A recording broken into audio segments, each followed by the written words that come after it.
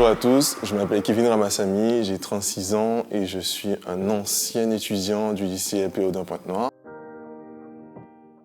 J'ai eu mon bac STI génie électrotechnique en 2006-2007 et actuellement je suis technicien support broadcast au sein de l'entreprise Eurosport.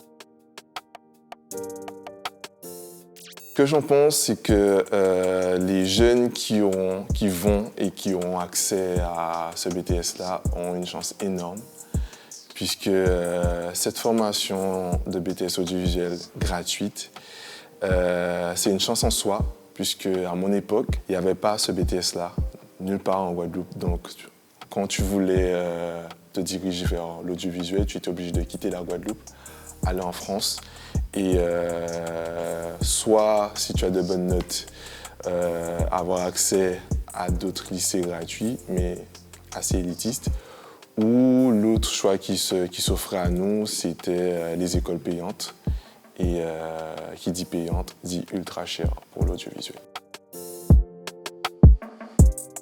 Travailler en audiovisuel, ça demande beaucoup de sacrifices, puisque en audiovisuel, on est technicien, on ne compte pas ses heures, on sait à quelle heure on commence, mais on ne sait jamais à quelle heure on finit.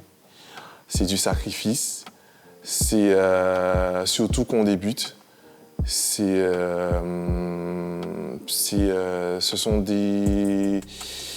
un métier où on doit être sûr de ses forces, ne pas avoir peur de dire qu'on ne sait pas faire et surtout montrer qu'on en veut, essentiellement.